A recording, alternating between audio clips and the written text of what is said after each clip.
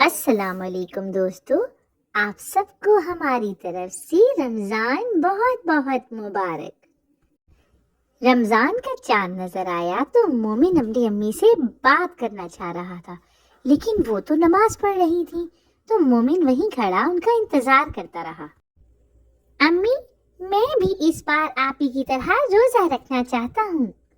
وہ تو ٹھیک ہے مومن، لیکن کیا تمہیں پتہ ہے کہ روزہ کسے کہتے ہیں؟ جی ہاں امی جان، مجھے معلوم ہے کہ روزے میں کھانا پینا نہیں چاہیے اور اللہ کا ذکر کرنا چاہیے۔ وہ تو ٹھیک ہے مومن، لیکن روزے کا مطلب ہے صبر کرنا، برائیوں سے بچنا اور نیک کام کرنا۔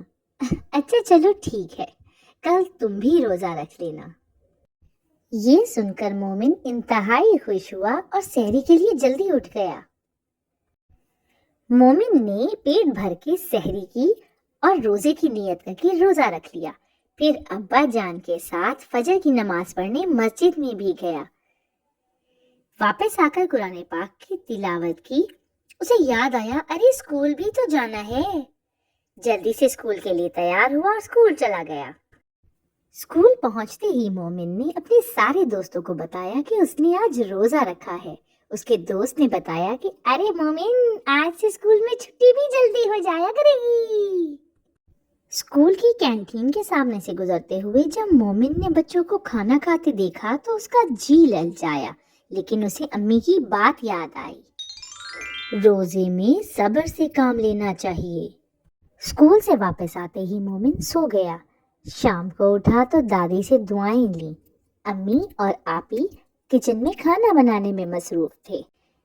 اتنے میں امی نے مومن سے کہا کہ جاؤ مسجد میں کھانا دے آؤ۔ وہ مسجد میں کھانا دینے گیا۔ واپسی پہ اسے اس کا دوست ملا جس نے بتایا کہ آج اس کا بھی روزہ ہے۔ اتنے میں افطار کا وقت ہو گیا۔ مومن نے دعا مانگی اور روزہ افطار کیا اور خوب پیٹ بھر کے افطار کھایا۔ مومن آج بہت خوش تھا کیونکہ اس کا پہلا روزہ تھا۔